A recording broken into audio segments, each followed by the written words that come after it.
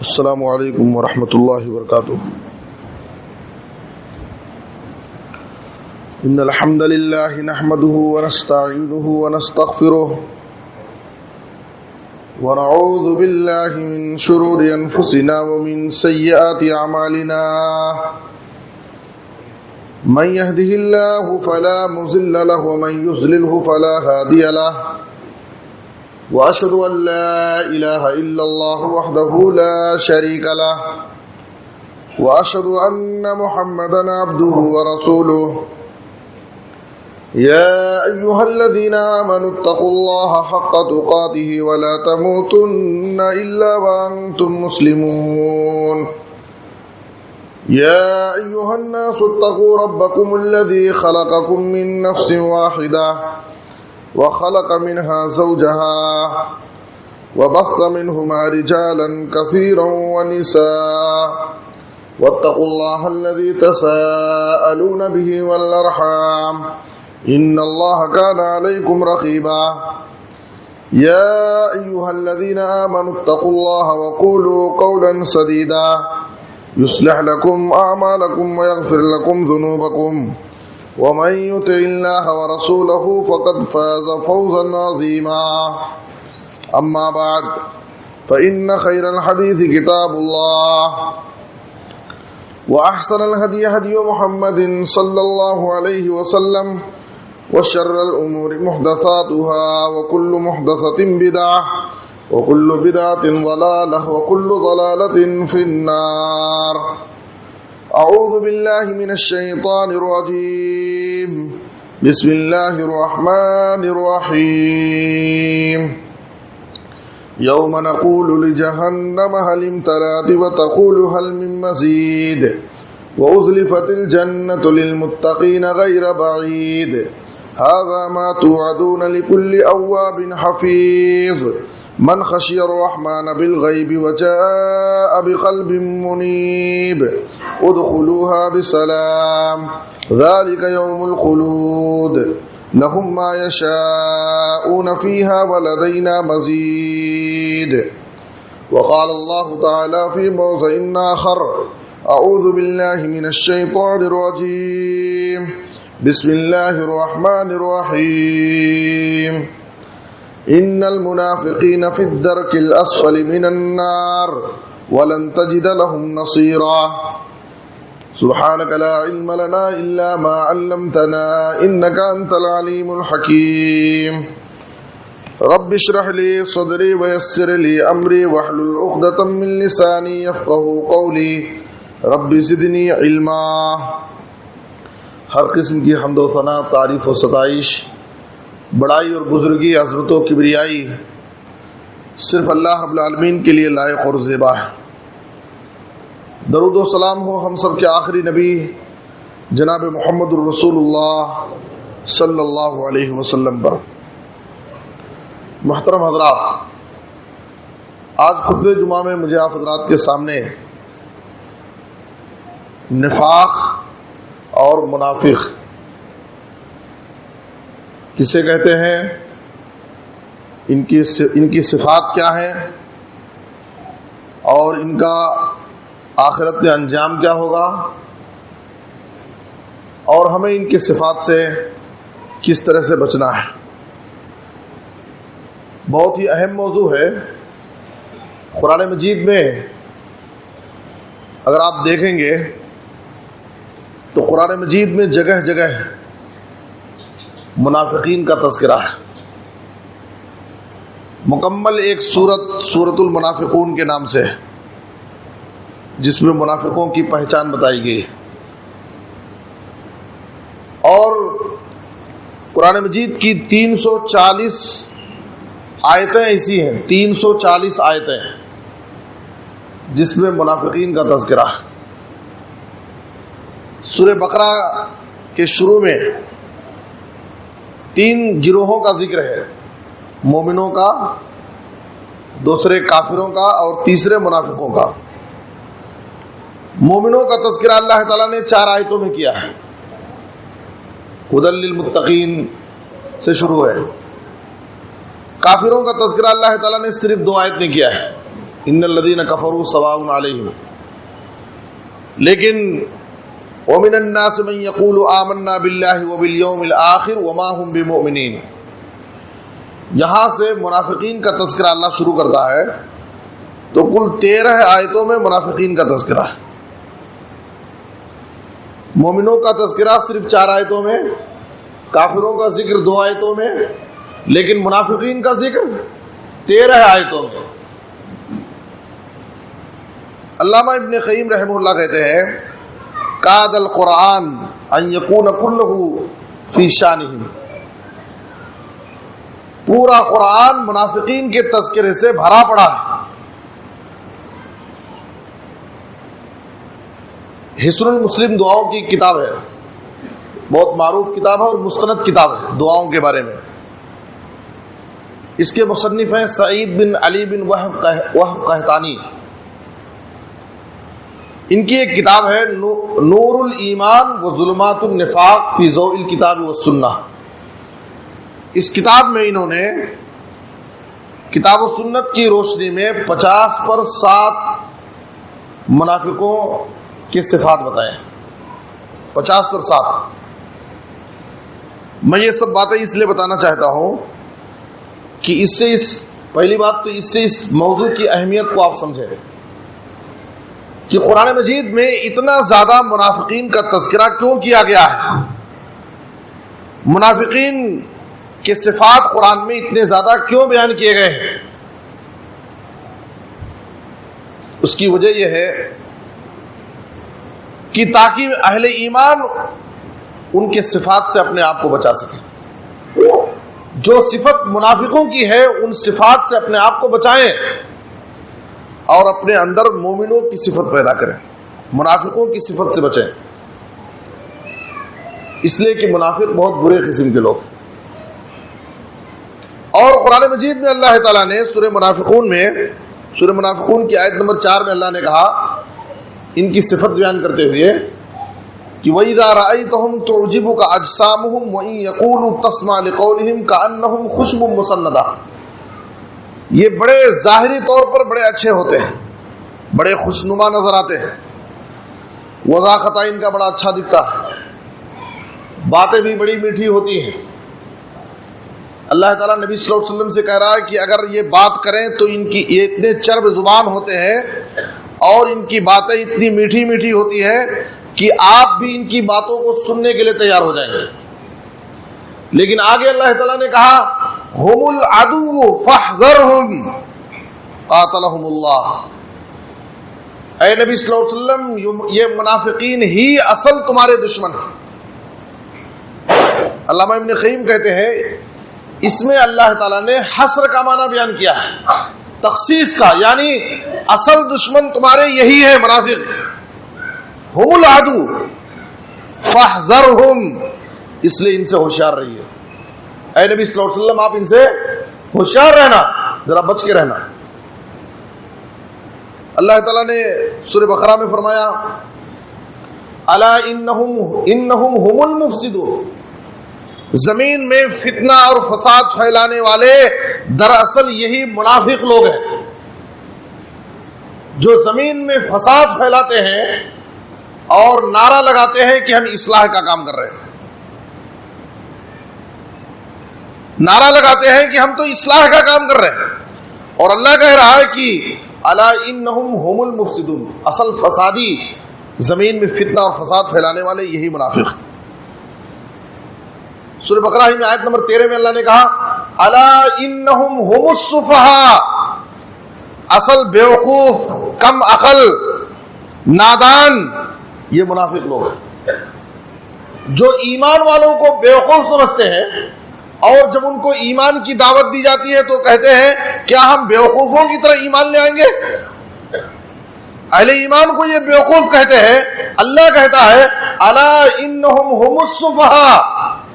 ایمان والے بیوقوف نہیں ہیں، اصل یہ منافق بیوقوف ہے لیکن سمجھتے نہیں. اللہ نے کہا ان المنافقین هم الفاسقون. سورہ توبہ میں منافق ہی اصل فاسق اور فاجر لوگ. آپ دیکھیے کتنی تخصیص کے ساتھ اللہ تعالیٰ نے ان منافقین کے بارے میں کہیں کہا کہ یہی اصل دشمن ہے، یہی سب سے بڑے فسادی ہیں، یہی سب سے بڑے بیوقوف اور بے عقل اور نادان ہیں، اور فاسق و فاجر لوگ اصل یہی ہیں۔ محترم حضرات، اس سے ہمیں منافقین کی مذمت معلوم ہوتی ہے کہ منافق یہ سماج اور معاشرے کے کتنے برے لوگ ہیں، اور اسلام اور مسلمانوں کو ہر تاریخ کے ہر دور میں سب سے زیادہ اگر کسی سے نقصان ہوا ہے تو انہی منافقین سے۔ سب سے بڑا اسلام اور مسلمانوں کے لیے سب سے بڑا اگر خطرہ کوئی ہے تو یہی منافق۔ کیوں؟ اس لیے کہ جو کافر ہیں، مشرک ہیں، یہودی ہیں، جو دوسرے مذاہب کے لوگ ہیں، وہ تو ہمارے کھلے دشمن ہیں۔ ہماری اور ان کے درمیان کی دشمنی واضح ہے، لیکن یہ آستین کے سانپ ہیں، آستین کے سانپ ہیں جو ہمارے درمیان اٹھیں گے بیٹھیں گے، ہماری صفوں میں رہ کر کے، ہمارے مجلسوں میں اٹھ بیٹھ کر کے ہم ہی کو نقصان پہنچائیں گے، ہم ہی کو نقصان پہنچائیں گے۔ ان کو پہچاننا بڑا مشکل ہے، اسی لیے اللہ تعالیٰ نے قرآن مجید میں جگہ جگہ ان کے صفات بیان کیے ہیں تاکہ ان صفات کے ذریعے ان منافقین کو پہچان لیا جائے، ان منافقون کو سمجھ لیا جائے کہ یہ صفات جن کے اندر ہوں گے سمجھ جاؤ کہ وہ منافق ہے، اس سے ہوشیار رہو، اس لیے کہ وہ تمہیں نقصان پہنچا سکتا ہے، یہ اسلام کا اور مسلمانوں کا دشمن ہے، اس سے ذرا بچ کے رہنا۔ قرآن نے ان کی صفات اتنا زیادہ کیوں بیان کیے، اتنا زیادہ ان کا تعارف قرآن کیوں پیش کرتا ہے؟ تاکہ ان صفات کے ذریعے ان کو اصل پہچاننے میں آسانی ہو جائے، ہم پہچان لیں کہ اصل ہمارے دشمن یہ ہیں جو ہمارے ہی درمیان رہتے ہیں، ہماری مجلسوں میں اٹھتے اور بیٹھتے ہیں، لیکن ہمارے بڑے دشمن ہیں، کبھی بھی ہم کو یہ نقصان پہنچا سکتے ہیں۔ منافق کسے کہتے ہیں؟ سب سے پہلے ہمیں یہ منافق کسے کہتے ہیں وہ سمجھنا ضروری ہے، ورنہ کسی پر حکم لگانے میں ہم غلطی کر سکتے ہیں۔ اور سب سے پہلی بات میں آپ کو بتانا چاہتا ہوں، کسی کے اندر نفاق کی کوئی صفت دیکھ کر کے ہم کسی کو ہم منافق نہیں کہہ سکتے۔ دیکھیے آج ہمارے نوجوان بہت جلدی کسی پر حکم لگا دیتے ہیں، فلاں کافر ہو گیا، فلاں منافق، فلاں جہنمی، فلاں فلاں۔ یہ سب حکم لگانے کا حق ہمارے پاس نہیں لگانا چاہیے۔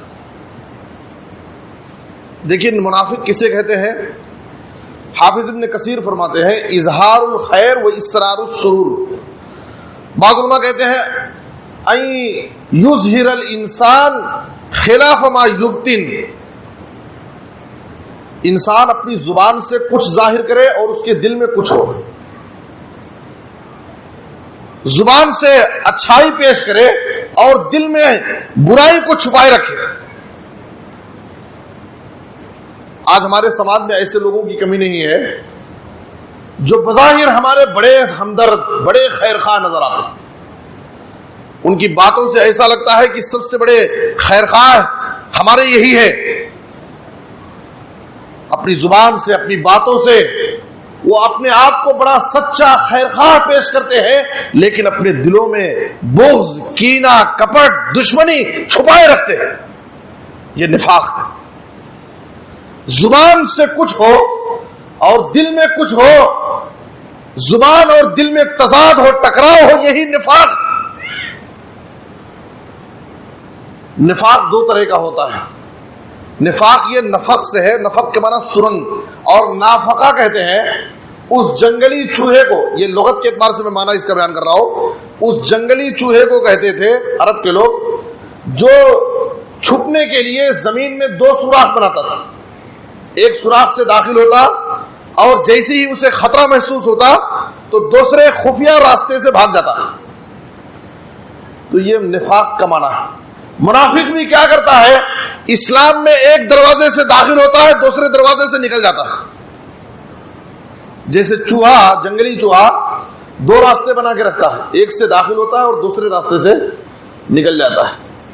تو اسی طرح سے منافق دو قسم کے منافق ہیں، ایک عقیدے کے منافق، ایک عمل کے منافق، اور دونوں میں بہت بڑا فرق ہے اور یہ دونوں ہمیں سمجھنا ضروری ہے. میں نے کہا کہ شیخ قحطانی نے 50 پر 7 صفات ذکر کیے ہیں اور قرآن مجید میں 340 آیتوں میں منافقین کی صفات کے اوصاف بیان کیے گئے ہیں. اس لیے میں اس مختصر سے خطبے میں ان کے بارے میں کہاں تک بیان کر سکتا ہوں، جتنی باتیں آپ کے سامنے پیش کی جائیں گی بس یہ اشارے میں ہوں گی. منافق ہے، دیکھیے نبی صلی اللہ علیہ وسلم کے زمانے میں جو پائے جاتے تھے وہ عقیدے کے منافق تھے. کیسے منافق؟ عقیدے کے منافق، یعنی اپنی زبان سے ایمان اور اسلام کا جھوٹا دعویٰ کرتے تھے لیکن اپنے دل میں کفر اور نفاق کو چھپائے رکھتے تھے. سورہ منافقون کی پہلی آیت میں اللہ تعالیٰ نے ان کی اس حقیقت کو بیان کیا ہے. اذا جاءك المنافقون قالوا نشهد انك لرسول الله والله يعلم انك لرسوله والله يشهد ان المنافقين لكاذبون.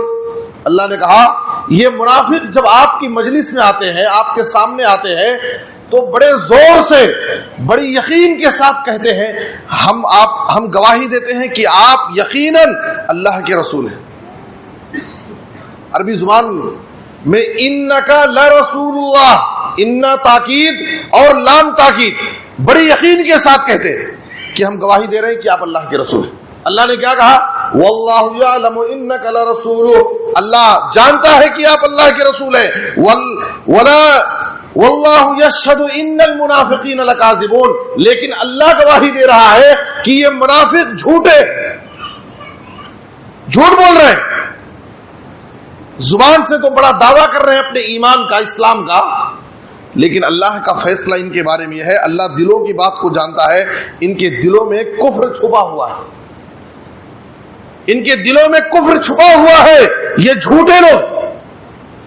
سورہ بقرہ میں آپ دیکھیے اللہ کیا فرماتا ہے، وَمِنَ النَّاسِ مَن يَقُولُ آمَنَّا بِاللَّهِ وَبِالْيَوْمِ الْآخِرِ وَمَا هُمْ بِمُؤْمِنِينَ.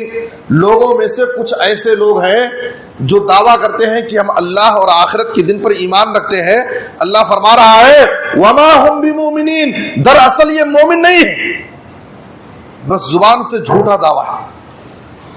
تو جو عقیدے کا منافق ہوگا، یعنی زبان سے ایمان اور اسلام کا اظہار کرے لیکن اپنے دل میں کفر کو چھپائے رکھے، تو ایسا منافق مسلمان نہیں ہے.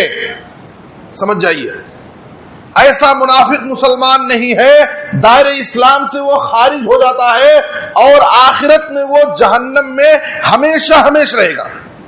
یہ قرآن کا فیصلہ ہے. جو عقیدے کا منافق ہوگا، زبان سے تو ایمان کا اظہار کرتا ہے لیکن اس کے دل میں کفر چھپا ہوا ہے، وہ اللہ کا انکار کرتا ہے، رسول کا انکار کرتا ہے، دین کا مذاق اڑاتا ہے، تو عقیدے کا منافق ہے. اور ایسے منافقین نبی صلی اللہ علیہ وسلم کے زمانے میں بہت تھے. اور منافقوں کا سب سے بڑا سردار جسے رئیس المنافقین کہا جاتا تھا، آپ صلی اللہ علیہ وسلم کے زمانے میں مدینے میں عبداللہ بن ابی بن سلول تھا. تو یہ پہلے منافق ہو گئے. اور دوسرے منافق عمل کے منافق، عمل کے منافق جو منافقوں جیسا عمل کرتے ہیں، منافقوں جیسا عمل ان کے پاس ہوتا ہے. تو ان کی کچھ نشانیاں ہیں، جیسے حدیث کے اندر نبی صلی اللہ علیہ وسلم نے فرمایا آیت المنافق ثلاث، منافق کی 3 نشانی ہے، اذا حدث کذب واذا وعد اخلف واذا اؤتمن خان. اور دوسری روایت میں ہے وَإِن صَامَ وَصَلَّى وَزَعَمَ أَنَّهُ مُسْلِمٌ. منافق کی نشانی ہے کہ جب وہ بات کرتا ہے تو جھوٹ بولتا ہے، منافق جھوٹا ہوتا ہے. اور دوسرے وعدے کا وہ پکا نہیں ہوتا، وعدے کی خلاف ورزی کرے گا، کسی سے لین دین کرے گا، کچھ وعدہ کرے گا، وعدے کی خلاف ورزی کرے گا. اور تیسرے امانت میں خیانت کرے گا، امانت میں خیانت، امانت دار نہیں ہوتا منافق. نبی صلی اللہ علیہ وسلم نے کہا کہ اگر یہ 3 نشانیاں کسی کے اندر ہیں تو وہ منافق ہے، اگرچہ وہ نماز پڑھتا ہو، روزہ رکھتا ہو اور اپنے آپ کو مسلمان سمجھتا ہو، دیکھیے کتنی بڑی بات ہے. اگر وہ جھوٹا ہے، خیانت کرتا ہے، وعدے کی خلاف ورزی کرتا ہے، تو آپ صلی اللہ علیہ وسلم نے کہا کہ وہ منافق ہے، اگرچہ وہ نماز پڑھے، وہ روزہ رکھے اور اپنے آپ کو مسلمان سمجھے. اور دوسری حدیث جو صحیح بخاری میں ہے، آپ صلی اللہ علیہ وسلم نے کہا اربع من کن فیہ کان منافقا خالصا، 4 نشانیاں جس کے اندر پائی جائیں گی وہ پکا منافق ہوگا. کان منافقا خالصا، پکا منافق ہوگا. آپ صلی اللہ علیہ وسلم نے کہا کہ وہ بات کرے گا تو جھوٹ بولے گا، اگر کسی سے معاہدہ کرے گا تو معاہدے کو توڑ دے گا، معاہدے پر قائم نہیں رہے گا، اور امانت میں خیانت کرے گا. اور چوتھی صفت اس کی یہ ہے کہ وہ کسی سے اس سے بحث و تکرار ہو جائے تو لڑائی اور جھگڑے میں گالی گلوچ پہ اتر جاتا ہے. تو گالی گلوچ کرنا یہ بھی منافق کی نشانی. میرے بزرگ اور دوستو، آپ دیکھیے آج سماج اور معاشرے میں، یعنی یہ جو صفات ہیں یہ کسی مومن کی صفت نہیں ہو سکتی. جھوٹ بولنا، امانت میں خیانت کرنا، وعدے کی خلاف ورزی کرنا، معاہدے کو توڑ دینا، گالی گلوچ کرنا، یہ کسی مومن کی صفت نہیں ہو سکتی ہے، بلکہ یہ منافق کی صفت ہے. آج ہم اپنی زندگیوں کا جائزہ لیں. ہمارے سماج اور معاشرے میں چاہے مرد ہوں، خواتین ہوں، چھوٹے ہوں، بڑے ہوں، یہ ایسی برائیاں ہیں جو اکثر لوگوں میں پائی جاتی ہیں. اکثر لوگوں میں پائی جاتی ہے. جھوٹ بولنا ایک عادت ہو گئی. امانت کا کوئی پاس و لحاظ نہیں ہے. نبی صلی اللہ علیہ وسلم خطبوں میں، نصیحتوں میں اکثر یہ نصیحت کرتے تھے، لا ایمان لمن لا امانت لہ ولا دین لمن لا عہد لہ. جس کے پاس امانت داری نہیں ہے اس کے پاس ایمان ہی نہیں ہے. جس کے پاس وعدے کا پاس و لحاظ نہ ہو اس کے پاس دین ہی نہیں ہے. وہ بے دین انسان ہے جو وعدے پر قائم نہ ہو. میرے بزرگ اور دوستو، ایک وقت تھا سنہرا دور، تاریخ کا سنہرا دور، مسلمانوں کا ماضی، جب مسلمانوں کی پہچان تھی کہ مسلمان زبان کے پکے ہوتے، وعدے کی خلاف ورزی نہیں کرتے، کبھی جھوٹ نہیں بول سکتا مسلمان، امانت میں پکا ہوتا ہے، خیانت نہیں کر سکتا، اس کی زبان سے کبھی گالی گلوچ نہیں بک سکتا. مسلمانوں کی یہ پہچان تھی. مسلمان اپنے ان صفات سے معاشرے اور سماج کے ہر طبقے میں پہچانے جاتے تھے اور ان کو عزت کی نظر سے دیکھا جاتا تھا.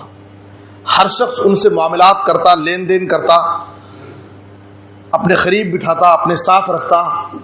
لیکن میرے بزرگ اور دوستو، بڑے افسوس کے ساتھ کہنا پڑتا ہے، آج مسلمانوں نے اپنی اس خوبی کو گنوا دی. آج مسلمانوں کی پہچان سماج اور معاشرے میں کیسی ہے؟ مسلمان جھوٹ بولتا ہے، مسلمان دھوکہ دیتا ہے، مسلمان اپنی زبان سے گالی گلوچ بکتا ہے، مسلمان خیانت کر سکتا ہے، مسلمان وعدے کا پکا نہیں ہوتا. جس کی وجہ سے آج ہماری ان برے اخلاق کی وجہ سے ہماری طرف سے جہاں مسلمان بدنام ہو رہے ہیں وہیں ہماری طرف سے اسلام بدنام ہو رہا ہے، ہمارا دین بدنام ہو رہا ہے، ہمارے پیغمبر بدنام ہو رہے ہیں.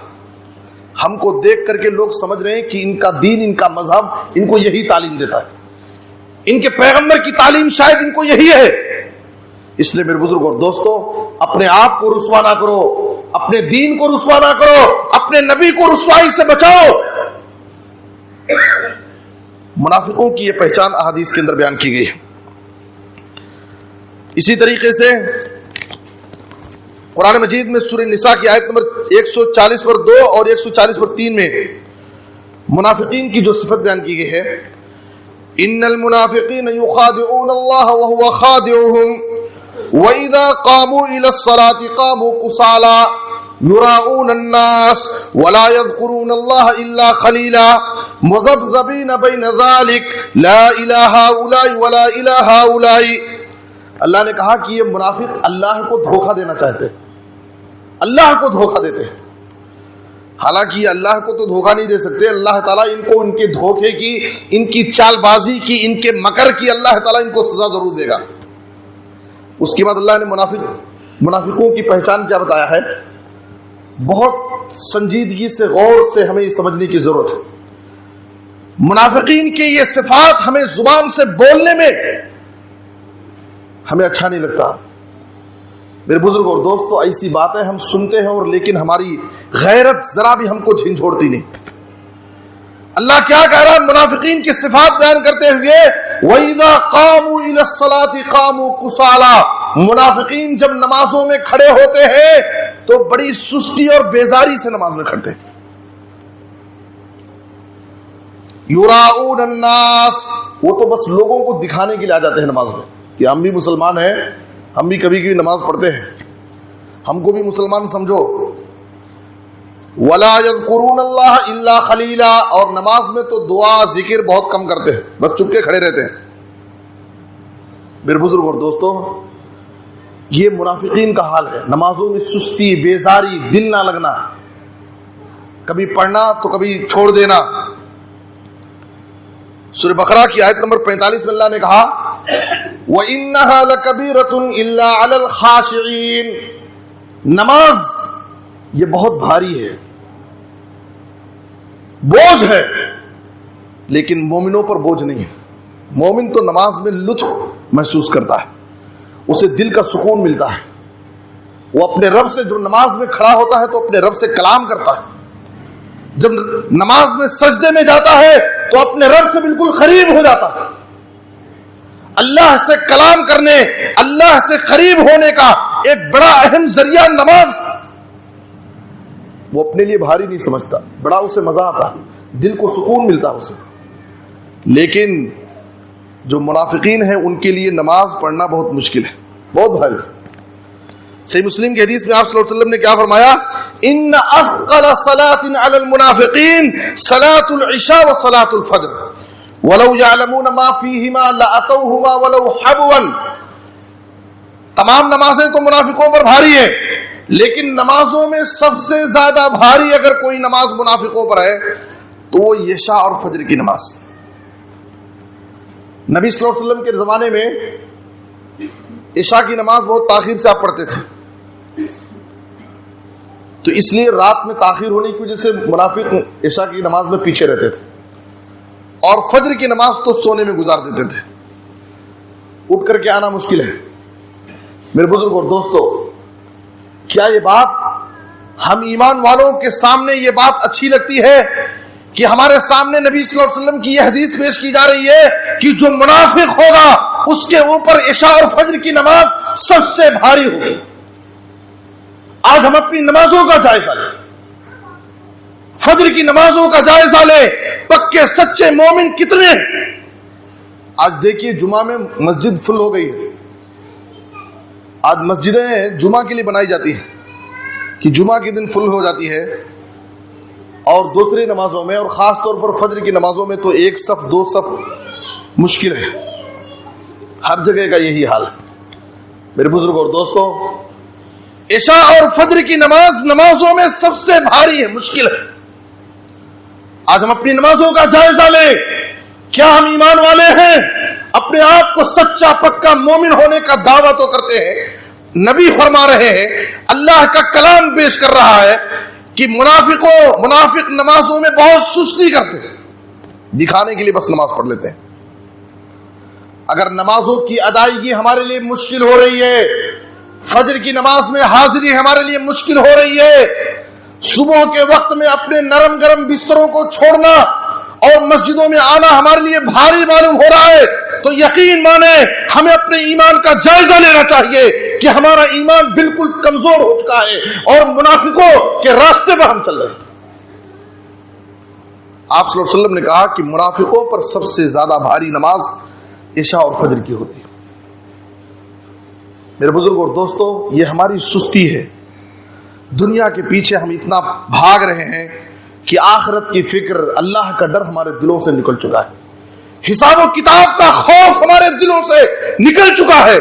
ایک دن مجھے زندہ ہونا ہے، مرنا ہے، مر کر کے زندہ ہونا ہے، اللہ کے سامنے کھڑے ہونا ہے، اور تنہا اللہ کے سامنے مجھے کھڑنا ہے، اور اللہ تعالیٰ کے سامنے میری پوری زندگی کا حساب پیش کرنا ہے. اور سب سے پہلا حساب نماز کے بارے میں ہوگا. اگر اس پہلے حساب میں کامیاب ہو گئے تو اگلے حساب میں ہمارے لیے کامیابی ہوتی جائے گی، اگر پہلے حساب میں پھنس گئے ناکام ہو گئے تو اگلا حساب ہمارے لیے مشکل ہوتا جائے گا۔ کیا ہے ہمارے پاس تیاری میرے بزرگوں اور دوست؟ موت کا کیا بھروسہ ہے؟ ہم دیکھتے ہیں کہ ہمارے سامنے ایک صحت مند نوجوان طاقتور انسان اچانک کسی حادثے کا شکار ہو جاتا ہے اور ہم افسوس کرتے ہیں ابھی ہمارے ساتھ اٹھتا بیٹھتا تھا، ابھی ہمارے ساتھ ناشتہ کیا، ابھی ہم سے بات کرنے گیا، ابھی ہم سے فون پر بات کیا ہے، لیکن اچانک موت کے حوالے کسی کو نہیں پتا۔ ہمارے پاس موت کے بعد والی زندگی کی کیا تیاری ہے؟ میرے بزرگوں اور دوستو، بس سنجیدگی سے غور کرنے کی ضرورت ہے، سنجیدگی سے اس مسئلے میں سوچنے کی ضرورت ہے کہ ہم مومن ہیں، مسلمان ہیں، اور نماز کے حوالے سے ہمارے سامنے بات پیش کی جائے، وہ نماز جو ایک مسلمان اور کافر کے درمیان فرق کرنے والی چیز ہے، ایک مسلمان اور ایک کافر کے درمیان فرق کرنے والی چیز اگر کوئی ہے تو وہ نماز ہے۔ یہ دکان مسلمان کی ہے، کافر کی ہے، پہچاننا اگر ہے تو اسلام نے جو معیار بتایا ہے، نماز کے وقت میں اس کی دکان بند رہے گی، وہ اللہ کے گھر میں اللہ کے سامنے سجدے میں رہے، یہ اس کی پہچان ہے۔ آج ہماری نمازوں کا وقت ہے، اذان ہو رہی ہے، لیکن ہم اپنے کاروبار میں مصروف ہیں، اپنے بستروں پر، نرم بستروں پر ہم آرام کر رہے ہیں۔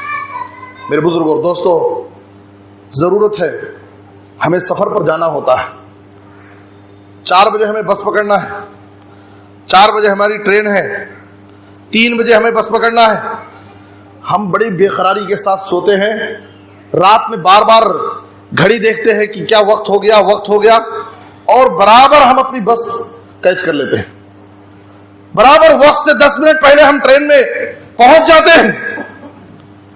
دنیا کے سفر کی ہمارے پاس اتنی تیاری، آخرت کے سفر کے لیے ہمارے پاس کیا تیاری ہے میرے بزرگوں اور دوستوں؟ دنیا کے سفر کی ہمارے پاس اتنی تیاری ہے، اتنی فکر ہے، رات میں نیند نہیں آتی، بار بار کروٹیں بدلتے رہتے ہیں کہ کہیں وقت نہ ہو جائے، میری بس چک نہ جائے، لیکن آخرت کے سفر کی ہمارے پاس کوئی تیاری نہیں۔ میرے بزرگوں اور دوستوں، نوجوانوں، یہ زندگی اللہ کی طرف سے ایک امانت ہے، یہ زندگی چند روزہ ہے، کب ختم ہو جائے گی کسی کو نہیں پتا ہے۔ چھوٹے بچے بھی اس دنیا سے جاتے ہیں، نوجوان، طاقتور نوجوان بھی اس دنیا سے اچانک چلا جاتا ہے، اور بوڑھے لوگ بھی اس دنیا سے جاتے ہیں۔ اس لیے زندگی کی قدر کریں موت آنے سے پہلے، صحت کی قدر کر لو بیماری آنے سے پہلے، جوانی کی قدر کر لو بڑھاپا آنے سے پہلے۔ اور جو منافقین کی صفات بیان کیے گئے ہیں، ان صفات سے اپنے آپ کو بچاؤ میرے بزرگوں، مومنانہ صفات اپنے اندر پیدا کرو۔ وقت ہو چکا ہے، ابھی بہت سارے صفات ان کے بیان کرنا باقی ہے۔ اللہ سے دعا ہے کہ اللہ تعالی ہمیں اپنے اندر مومنوں کے صفات پیدا کرنے کی توفیق عطا فرمائے، منافقوں کی صفات سے اللہ ہم سب کو بچائے۔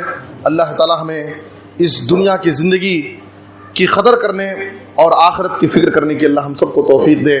اے اللہ، جو بیمار ہیں انہیں شفاء عاجل کامل عطا فرما۔ اے اللہ، جو مقروض ہیں انہیں ادائیگی قرض کی کوئی آسان سبیل پیدا فرما۔ اے اللہ، پورے عالم میں اسلام اور مسلمانوں کو عزت، ترقی اور غلبہ نصیب فرما۔ اے اللہ، ہر جگہ مظلوم مسلمانوں کی تو حفاظت فرما، ان کی غیبی مدد فرما۔ اے اللہ، تو ہمیں ہر قسم کے حادثات سے، بلاؤں سے، آفتوں سے، پریشانیوں سے، مصیبتوں سے اللہ ہم سب کی حفاظت فرما۔ اے اللہ، جب تک زندہ رکھ، خالص ایمان پر، توحید پر قائم و دائم رکھ۔ اے اللہ، جب وفات دے تو خاتمہ بالخیر کلمہ توحید پر وفات دے۔ آمین، تقبل یا رب العالمین، وصلی اللہ علی نبینا محمد وآلہ وصحبہ اجمعین۔ بارک اللہ لنا ولکم فی القرآن العظیم، ونفعنی وإیاکم بالآیات والذکر الحکیم، انہ تعالی جواد کریم ملک بر رؤوف رحیم۔